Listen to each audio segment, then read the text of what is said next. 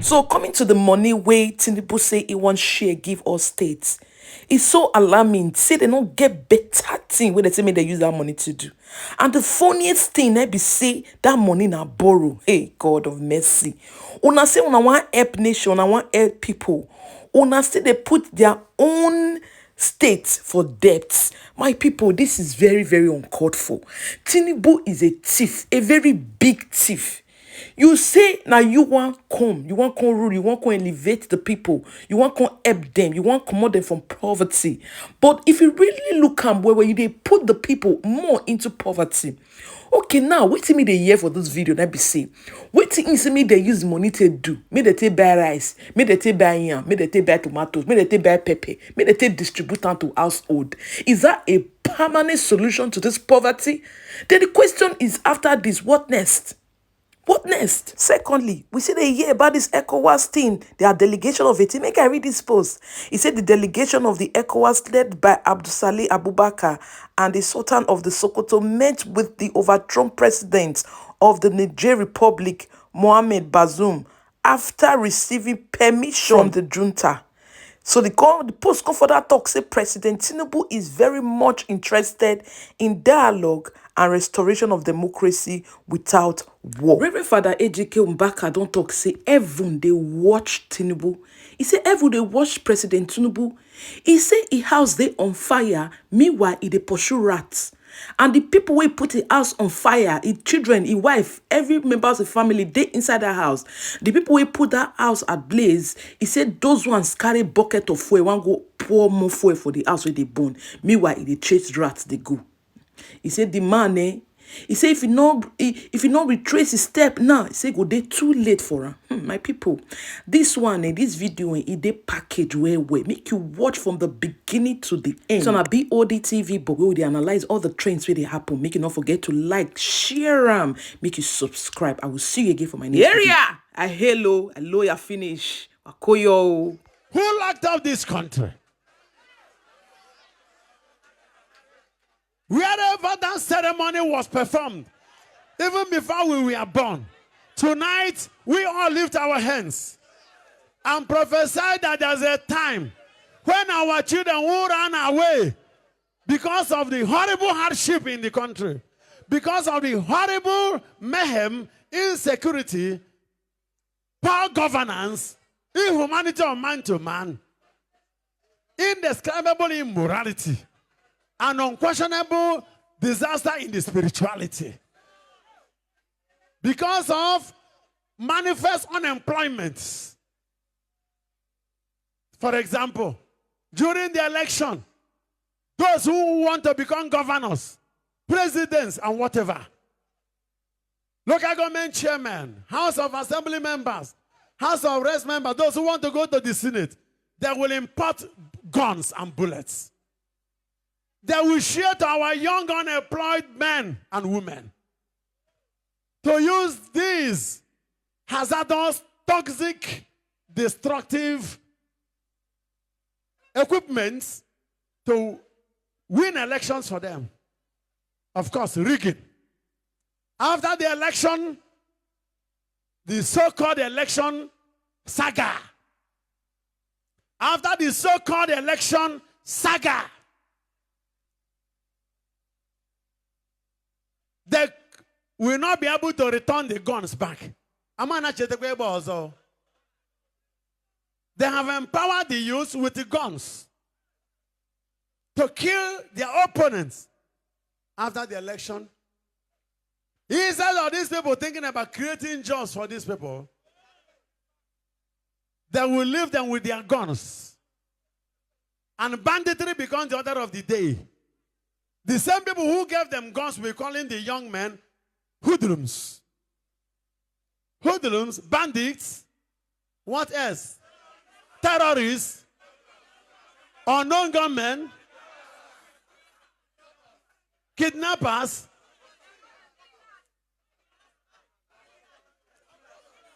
armed robbers. As if to say they don't know them.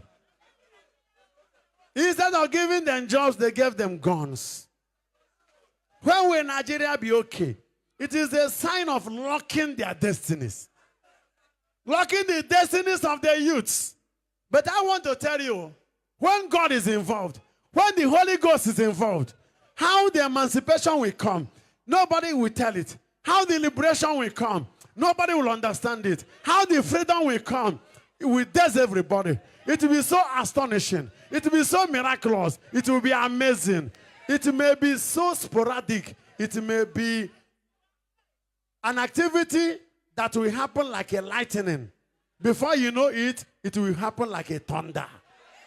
Because it cannot continue like this. One day, a certain group of people will say, never again. Nigerians, leaders who are thinking about how to go to Niger and help the democratic government to come back and blah, blah, blah, blah, blah. You don't know what you are saying, you know. Oh, you couldn't be on a choke. Your house is on fire and you are pursuing a rat. Meanwhile, your family is inside the house and you saw a rat. You left the house that is burning and you are pursuing a rat. And those who set the house ablaze are coming with buckets of fuel. Save your house first. Heaven, let me tell you. Hello? Heaven is watching President Tinubu. Heaven is watching President Tinubu. If Tinubu submits to the power of God, God will use him to save this country. If he doesn't want to submit to the powers of heaven, something worse than what is happening in Niger will happen in Nigeria. I don't know how, I don't know when, I don't know. But under prophetic code, I am telling them, let them not think that Nigerians are stupid, Nigerians are weak. Because we knew a time when $1 is equal to 1 naira. What has happened? Why can't we go back to such good moments? Look at it in the moment that we want to buy new vehicles, our House of Assembly, House National Senators, no trouble. Why can't they buy from innocent? Why can't they use our local producers? Do they want our local producer to be locked up? They must be unlocked. There must be open doors. Those moments were when Anamco used to be in operation. In Kaduna, cotton mills will be happening here and there. Look at what is happening in Aba now.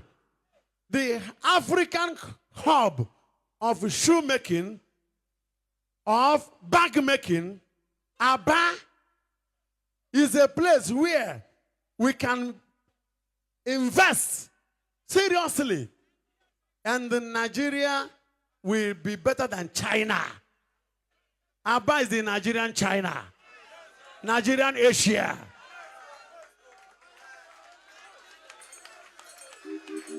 Thank you, Jesus. So the youths who are locked up, the locking up will not be eternal. It will not continue forever. The youths, lift your hand and say, not forever.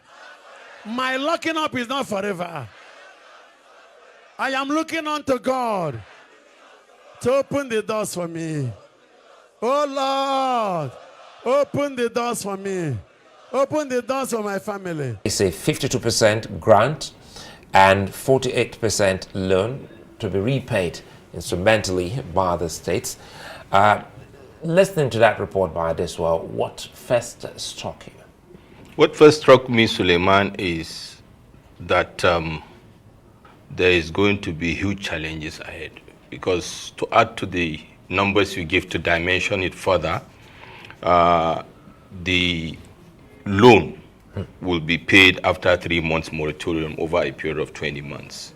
Of course, at 0% interest, as you said. But we already know the states, the financial state of the states already highly indebted. Although we know with the increase, with the removal of fuel subsidy, you know, there is some increment in their subventions. But suffice it to say that they are already in the very far negative of all the indices. And then Another thing to note is that there are some what you call conditions. One of it is that this money will be used to buy 100,000 bags of rice and 40,000 bags of maize per state. I did a quick mental calculation of that, Suleiman. And if you look at it, averagely, a bag of rice is about 50 kg.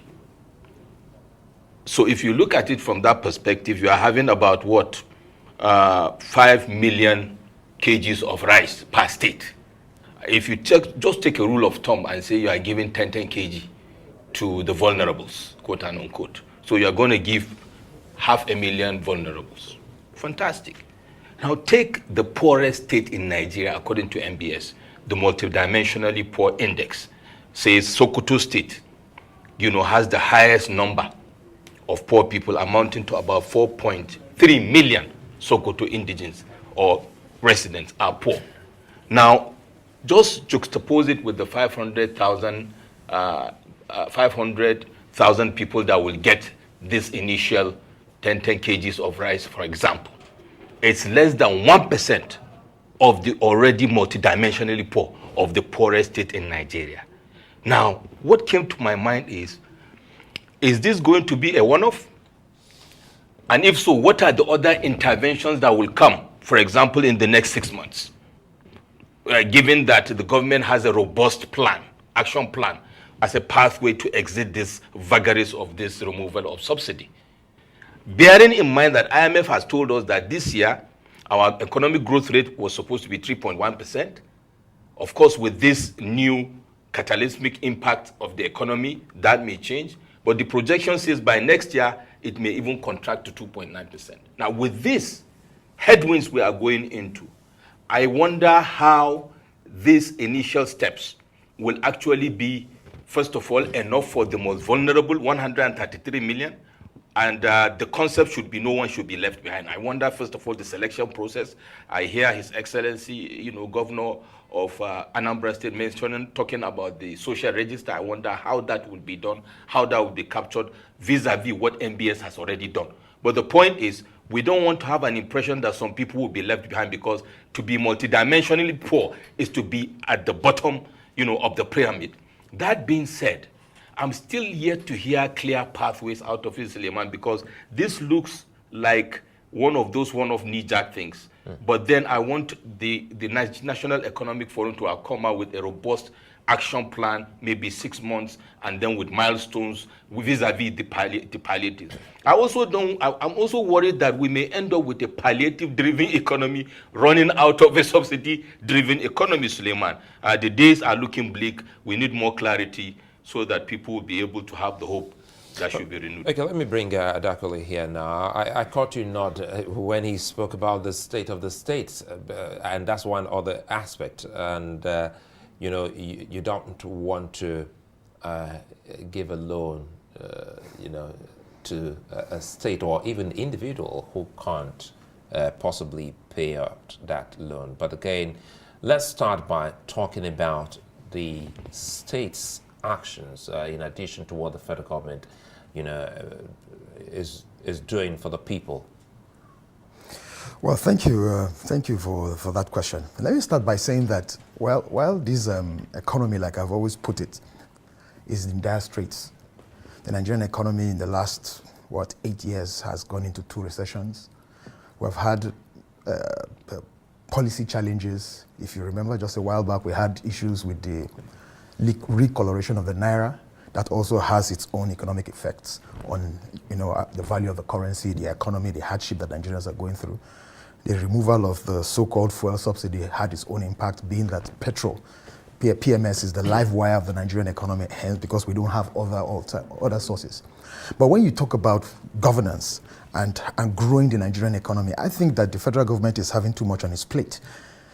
If you take the state governments, for instance, like he pointed out correctly, most of these states, there are very few, even states like Lagos, they are indebted, heavily indebted. I think there are very few, maybe like Rivers or 1 or 2 states that are not borrowing from commercial banks. So the states live essentially from hand in mouth. I mean, I was privileged to be in the transition committee in Benue a couple of years ago, and I found the financials of Benue State very, very worrisome, because I chaired the subcommittee on finance, on the economy, sorry. I said to myself as at that time in 2019, that if you say Adakola Ijoge, come and be governor of Benue State, I would say no. Because you just couldn't see the books. You couldn't see any revenue, where the revenues are going to come from for development. So I think that what this administration is trying to do, which he pointed out correctly, aptly, that is looking like it's going to be palliative driven. I think that in their quest to wage war against poverty, it now looks like it's waging war against poor people. The war should be against poverty and not poor people. I think. How is that? Now, palliatives do not grow an economy. They are only buffers. Social investment programs and stuff like that. They are okay, but they are just stopgaps. The real issue bedeviling the Nigerian economy are the fundamentals of the economy. We have said that severally, that one of the things that even gives some of us a ray of hope is the fact that a personality like Wale Edu is the Minister for Finance and Coordinating Minister of the Economy. He is a fantastic, first-class economist. I'm just hoping that he comes on board with real people, with ideas, with innovation, and then they go down to the real issues of proper planning, proper economic planning.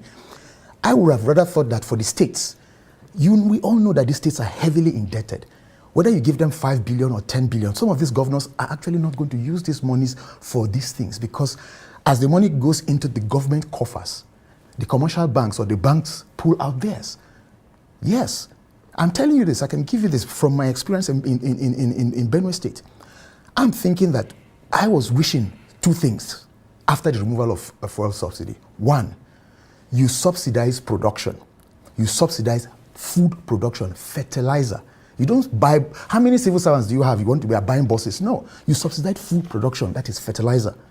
Then two, I was hoping that government will buy back the debt of most of these states, instead of giving these states funds, monies that you know might not actually get to the reason, down to the grassroots, that federal government will buy back these loans, these financial assets, buy it back from the state so as to free resources for the states.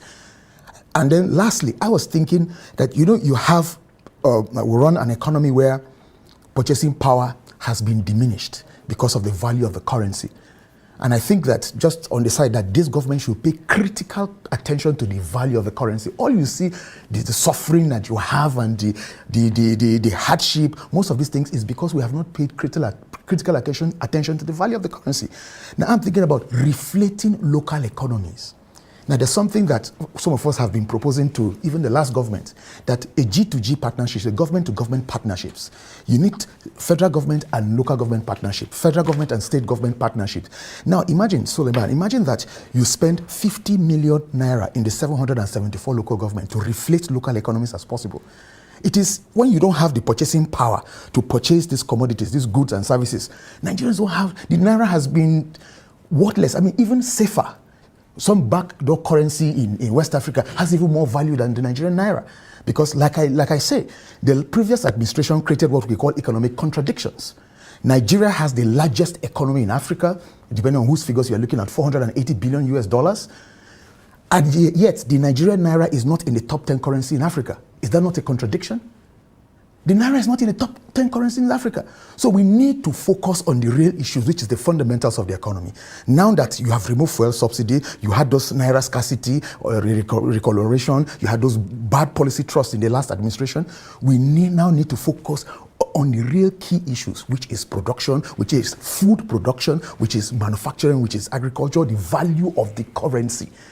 We have to show up the naira. This 3 billion, I don't know where I can speak on that. This 3 billion naira that... No, definitely. We'll come back to the 3 billion. But again, for clarity's sake, because you said the redesign of the naira also affected what Nigeria is dealing with at the moment. Yes, How? the cash... You see, when you take a bad policy, it doesn't show up immediately. Those things that we're going through now is because of the naira scarcity that we had. Nigerians were queuing up. If you forget, people are breaking up the ATM system, dumping over banks. That naira scarcity that you have, I think that if we economists actually go down to the details, Nigeria lost billions of dollars because of that naira, with the recoloration of the naira and the scarcity that it created, because economic activities couldn't happen in the economy. Well, let's come back to Baba Yusuf. Listening to Adakole Jogi, he said, the war shouldn't be against the poor people. But again, if you listen to the president, you and I, we had that conversation when the president spoke, and we looked at those fine lines of what the president said. He also spoke about, subsidizing fertilizers, and just as you said. But the key things here will be the quick wins, the quick fixes. Doesn't this address that? Thank you very much. I totally agree that to get out of the doldrum will have to be in 3 phases. First phase is there must be quick wins, short to mid-term, shock absorbers, what I call shock absorber, on the populace, for the populace to withstand the vagaries, on the populace, on the economy. Then mid to long-term strategy moving forward, and all the economic interventions, talking about the fundamentals and all that. But before we get to that, the strategy should have inculcated a sustainable short-term action plan beyond just giving people bags of rice. So what happens to the oil and whatever you are using to cook the food? I give you an example. You sound like a good cook. Absolutely. So you know the ingredients. Even if you don't, Madam will ask you for that. I hear, for example, I know that the governors have their own plans and all that. But you see how they are struggling.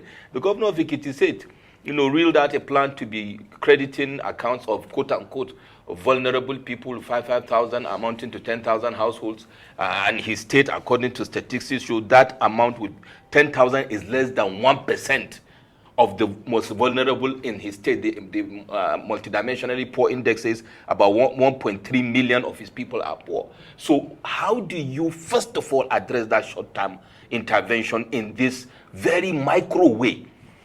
Okay, and then with regards to other interventions to convert vehicles to CNG and all that, that is still talking about a layer slightly above the multidimensionally poor. Yeah. Those guys are in the hinterlands. Those people are in the urban areas. They don't even engage those layers to even survive. So I think there should be an expansion. I like the quick win concept, but I think it should be wider, more robust, and it should be more far-reaching. Like I mentioned earlier, if you look at the entire multidimensional index numbers and juxtapose it with these numbers we are seeing with regards to bag of rice and bag of corn, it's going to impact less than 1% of those. And I tell you, most likely, those multidimensionally poor will not even get it. Don't forget about what happened during the COVID-19 issue. Most of them will be used for political reasons to settle political party members. So at the end of the day, those people may not even get anything. I like, for example, what the governor of Yobe State said the other time when he started rolling out the palliative. I think that should, the Nigerian Governors Forum as a forum should come out with an overarching strategy. I know they have peculiarities, but they can have a template that will apply to all. For example, assessment of areas of intervention, identifying vulnerable persons, identifying the area of intervention, and how to ensure that it reaches those people. But then, these amounts we are seeing, appears to me people will be given bag of rice that will last them maybe 2 weeks, and then we have about 6 to 7 months of headwinds to face. The numbers are going to get worse. The issue of subsidy is going to be on the table for long, because as we inch towards the end of the year, the currency will still be going down against the dollar, because we are getting towards the end of the year, towards Xmas and all that. Globally, the dollar increases. And then we also have the economic variables on the negative that are impacting. So we need to have a more holistic approach to deal with this issue of palliative over and above. And then what are the mid to long-term action plans to turn around this huge aircraft you are trying to turn around in the sky? And it must. Absolutely. Listening to Baba Yusuf, one of the key concerns, I think, for Nigerians, you inclusive, listening to you, is about trust. how will it get to the people, and how do we identify the people? So we still have the issue of identification. We also have the issue of having a credible register of who the truly vulnerable Nigerian is, because how do we now address one of the key concerns you raised? Perhaps you must have sent money to someone and the person goes, oh, you shouldn't have sent it to this account because I'm owing the bank, and I go, you owing the bank, shouldn't you pay? So because you said if that money hits the state's accounts, the bankers will first take out what the states owe. So how do we, at the end of the day, address the situation? It then means that some of these states won't be getting 5 billion naira. Well, Or will they be going through the back doors telling federal government, please, could you send this to X account? No, it has to go through the banking system. Well, I think that we, like I said, the federal government is actually biting too much, more than its fair share. But I thought that's a problem. We're addressing the problem of the states now, because the states don't look good. Look, if you go down to the grassroots, even the way political parties are organized, they are organized down to the ward level. The people know themselves. When you go to, that's why I say the government needs certain levels of partnerships. Federal government, G2G partnerships, government to government partnerships, the federal government to local government partnerships. When you have that, the local government chairman on councillors have different wards and different committees, so they know, you know how to identify these people and how to distribute these materials. But Mr. Aledi, I will say this again, all those are just short interventions. The real issues is, what is the economic plan of this administration? Have they put together an economic team? Yes. Wale Edun is there coordinating. We want to see a blueprint. And that blueprint should spell how we're going to start growing the Nigerian economy. Because if you focus on palliative, I think it's just talk. The real issues are the real issues. The economy is bad. The Nigerian economy is in tatters. We need to hear a clear way on how to fix the economy, how to fix Naira. I want Uncle Wale to start saying things like, Dangote's refinery will soon come on stream, maybe by the end of the fourth quarter. Nigerian NNPC will sell crude to Dangote refinery in Naira. That will further strengthen the Naira and reduce the pressure on the US dollars. I want Uncle Wale to also say that 72 million liters that Dangote refinery is supposed to produce, Nigeria actually consumed less than 50 million liters. The extra that you have will now be sold to these other African countries, like other West African countries, Togo, Benin, Chad, Cameroon, in Naira. That will further strengthen the Naira. I want Uncle Wale to start engaging the people, saying that, look, you know what? We're looking at this thing. We need to stabilize the Naira because businesses can't plan, businesses can't grow. How do we stabilize the Naira? How do we shore it up? Now, it is, you say you have floated it, that means it is demand and supply that fixes the price. Now, how do we shore this thing up? It's a simple thing. What is the demand side of it? Why do we have people paying house rents in Abuja and Lagos in US dollars?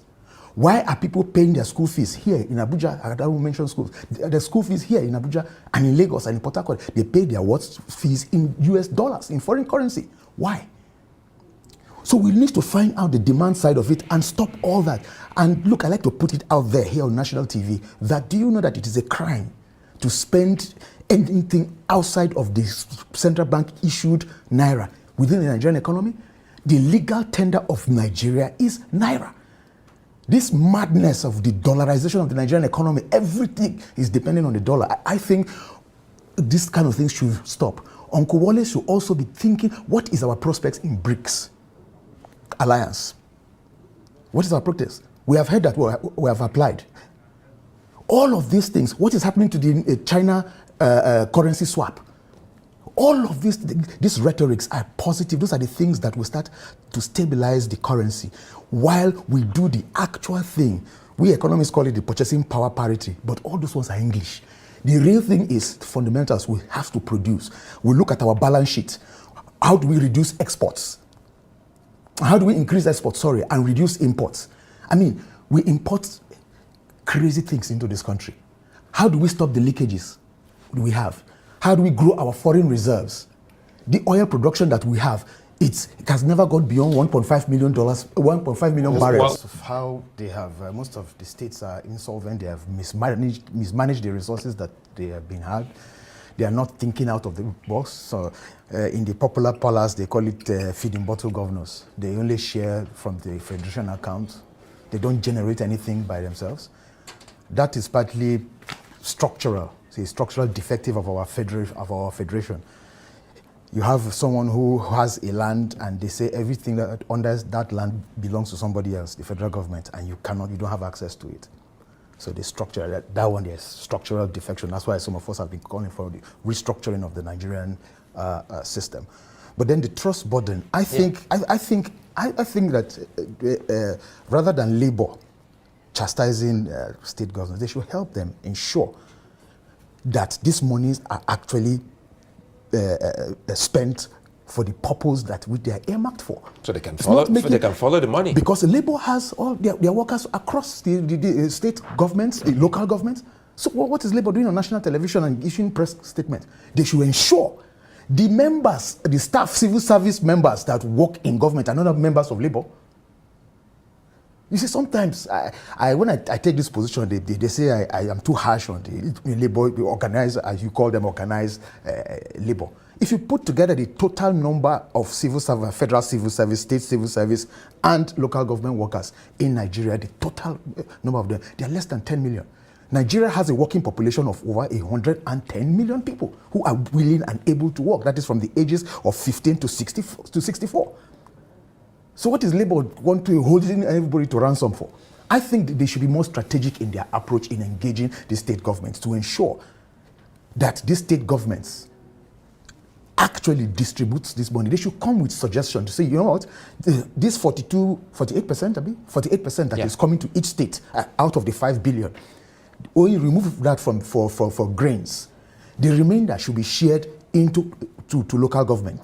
And they should ensure that this money hits the local government accounts. It shouldn't go to what's that thing called, the joint local government, that one that the state governors used to plunder the states. It shouldn't go into that account. It should go into the individual local governments. And then the Labour should organize its members in the local government to ensure that the chairman of that local government distributes these resources.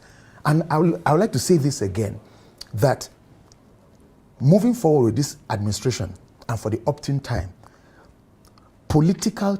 economic thinking should drive political processes, not political processes driving economic thinking. It should be about the economy. It should be about the welfare of our people. In other words, should they have waited for the inauguration of the cabinet on Monday before this meeting? Because time without number, you have mentioned Wale Edunwa as a fine head that can help drive this administration. Yes. But he's not in yet. He's not in yet. So should they have waited before this? They should have. Because the government will be inaugurated on Monday. You now have ministers running the different agencies of government. So you should have waited. And then you hear the pronouncement of Wale Edunwa. He will now say, this is what we intend to do as a government. Let me bring in Baba Yusuf. I want you to talk more on what Adakole has spoken, the government to government. Just recently, here on the Arise Prime Time, we spoke about grassroots governance. And he just said something about the grassroots government, which seemed to be absent in the entire scheme. How best can the states work with, even the federal government, work with the grassroots to ensure that these people are better and well identified, and to the extent that this palliative or succor or help gets to the needy? It will be based on the genuineness of the leaders as subnationals, the governors, and the members of legislatures at the subnational. And I will still connect back to the National Assembly, because whether we like it or not, there's what I call permeation of intent and actions from the point of view of leadership. I believe there should be a lot more focus on the subnational in this administration going forward by all and sundry. The leadership also, by example, should start at the top. That being said, people went and campaigned and promised their people, premised on which they were voted into office across party lines. We want to see the genuineness that will drive that. You see, it is that genuineness that will lead to commonality of purpose amongst these governors, that will make them to agree that we should have partnerships across states, and we can have partnership within the states, which will cascade to the local government, for example. But if the concept of leadership in Nigeria ab initio is go into the office first before you think of what to do, the overall concept of going to the office is parochial, is personal, rather than for the people. On paper, it could be for the people. And I'm saying this with all sorts of responsibility because we work with the evidence. We see the actions of the people will tell you at the leadership level. So the partnership can only work if that. I'll give you an example.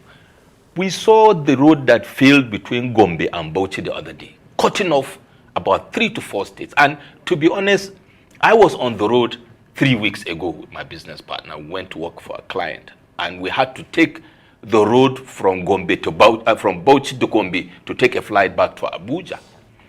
And we were looking at the condition of the road, and I was aghast as to why these two governors couldn't sit down to work out modalities, government to government partnership, knowing that this road is a critical economic platform. This road is a critical security platform.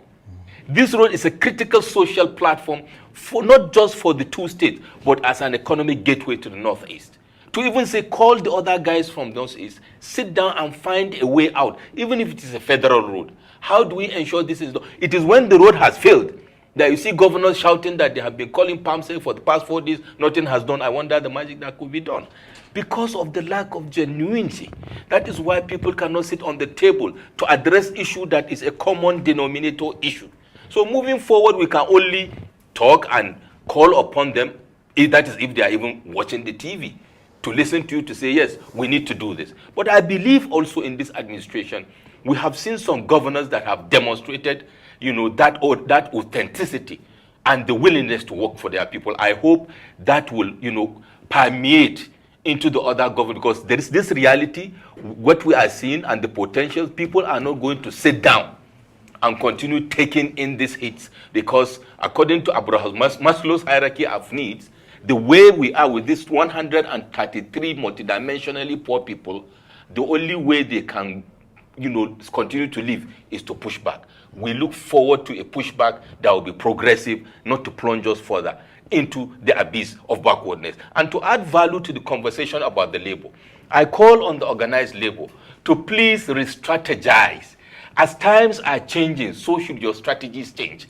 Your agitation strategy should change with the nuances of the people you are engaging. They are dynamic, you are not. The times have also changed. And to add value to that data, the Bureau for Public Service Reform actually told us the total number of civil servants in Nigeria, according to the Bureau for Public Service Reform, last year is less than 1 million.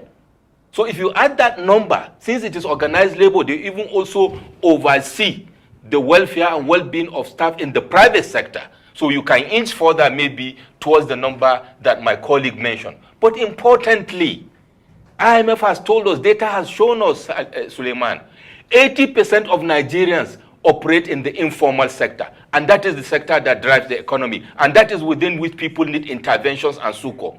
Procuring buses, to my mind, is just a procurement loophole for people. What happens to the Uber drivers, to the Okada riders, to the Keke Napes that are already organized? They have registers. Why don't you provide intervention to subsidize the transportation needs of these people in the informal sector and the organized labor to go to work, for example? I'll tell you what, they already have unions. So that's what I'm saying. They are already organized. So if you now say, rather than procuring these buses that 6 months later will break down, that will now be another platform to steal money, why don't you provide the money for the already existing players in that transportation sector that are also suffering the vagaries of the economy, for example? It tells one thing, the attention must shift. Absolutely. To regional governments. Absolutely. Now, we're talking about the federal government, what the federal government has given to states. What have these states done so far in the last month? So speak to us on what we expect of the states. Now, let's run away from the laws, because I don't want you to go there, because it's not about everything underneath the earth. There's so much they can do, and you have to take charge. So what can the states do in the face of what we're dealing with at the moment? Most subnationals should roll up their sleeves. First, I know that most of these states, especially around the Middle Belt, Northern Nigeria, their financials are very poor. That's why they need to roll up their sleeves. One, we cannot talk about increments in taxes because you cannot tax a dying economy. Absolutely. I'm thinking that they should just clean up the process. I can tell you for free that most of these governors, what they do with their internally generated revenue is for their pocket.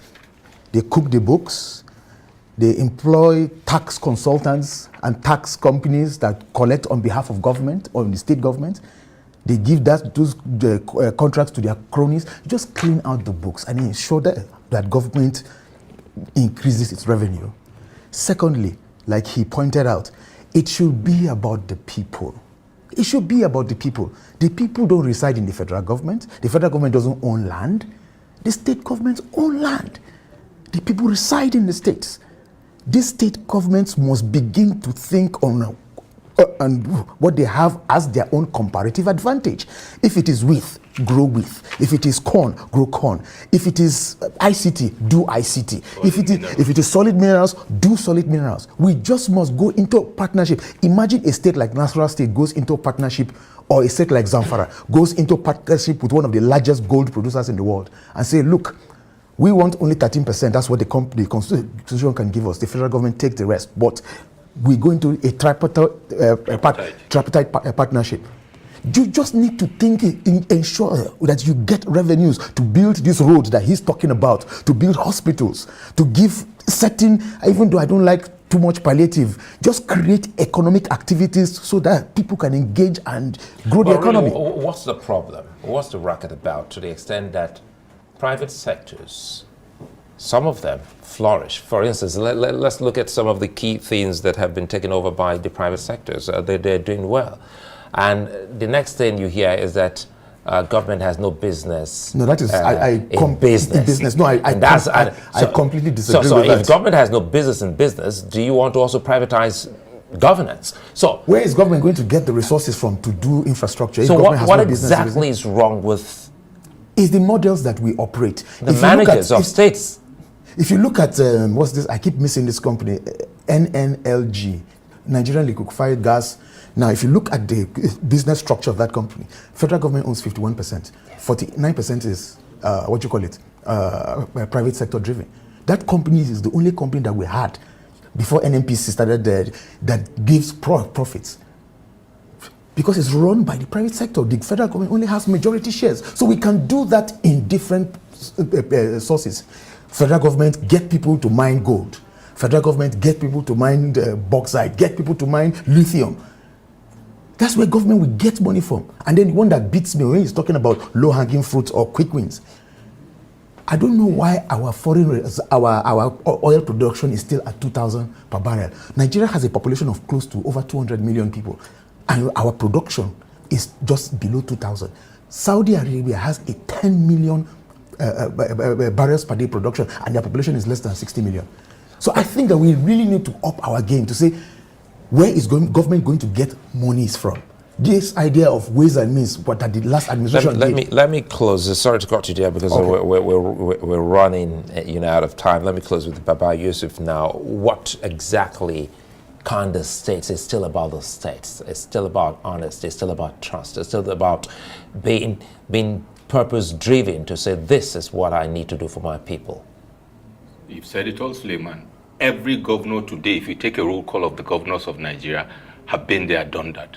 They pay their dues as far as experience is concerned. None of them is a novice on issues of governance, on issues of business. The genuineness of the love for their people and fear of God is what will drive how they operate.